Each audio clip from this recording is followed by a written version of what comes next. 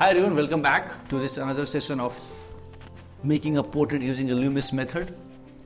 I'll start with the circle and then blocking in the different angles of the face, like the eyes, nose, mouth, and looking for the articulation of the shadow shapes and the light shapes.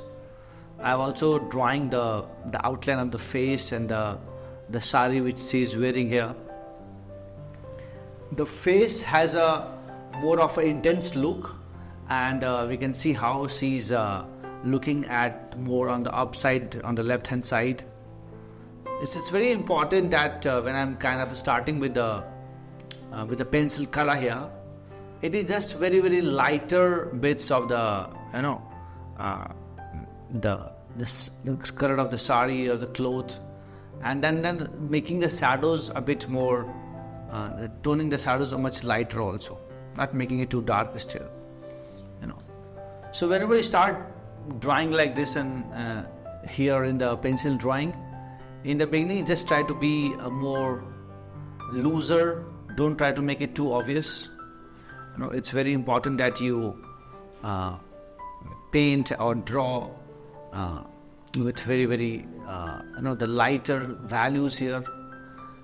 Now, as you can see here, that I have kind of overall I have done the modeling of the face from the lightest to darkest, and then still everything is looking very textured. Nothing is looking like a very soft finish here. Now, as you can see here, I am using a brush. I am using also a thinner, the thinner which we clean the brush with, the odorless thinner. It comes from different brands, from Camlin to Winsor Newton. Many different brands make a odorless thinner. I dip in the brush very less amount, and then I tone down all the. I put a layer of thinner on top of that, and soften all the values there. And then I will build on top of that. So it's important that you, when you start to paint here, you kind of put the layer with the odorless thinner, and then it's much easier, to put the different layers of the pencil on top of that. As you can see here, I'm increasing the more of depth into the part of the mouth. I put some of the teeth structure, and the lips should be more enhanced. Making the eyes needs more space, taking more special care of that, and that is what I'm doing here. Using a different pencil, different values of pencil, and looking for light and dark drama into that, and that is what I'm looking for here.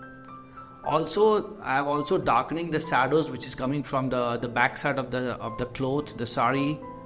It's the Indian dress here, and then I have to darken it so that the lights on the face looks more lighter. So the shadows have one different value system, and your light have one different value system, and that is what you need to organize it while you're painting. You cannot have too much contrast in your drawing.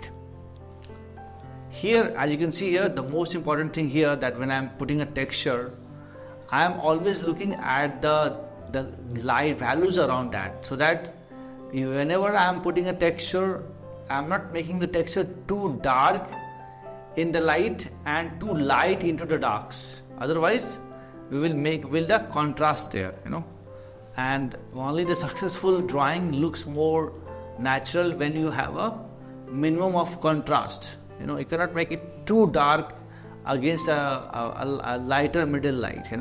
So it has to go in a sequence order of values and light. So your shadows have a different system of value, and light have different system of value. As you can see here, when I am trying to put some of the texture into the lightest area, I am making these lines very light. But in photo, what happens that it tends to become too dark, and if you paint or if you draw like that, it will look very unrealistic because of so much of contrast happening here. So anything will look more natural when you have a lower bit of a contrast happening into the drawing or painting or whatever you kind of are drawing. As you see here, some of the when I'm putting some of the texture here into the lower section of the mouth here and there, things are becoming a bit too contrast, So that's why I take sometimes the lighter pencil or darker pencil to minimize the contrast. That's very important. As you can see here, the side form of the cheek here, on the zygomatic bone, and then the lower section of the chin here. I'm just merging the values in such a way that the portrait looks more of a three-dimensional here. So a bit more lighter, and then kind of looking for a transition tone there.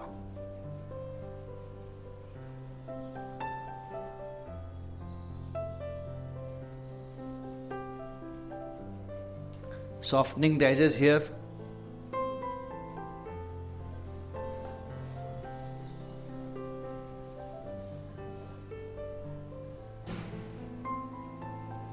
A bit darkening the lights so that it shouldn't look too contrast again. The whole idea is to make an overall arranged value system. I know in the photos the lights of the nose looking too light. In the forehead also the light, the areas around the highlight is looking too light. But if you paint or if you draw like that, it will become too contrast.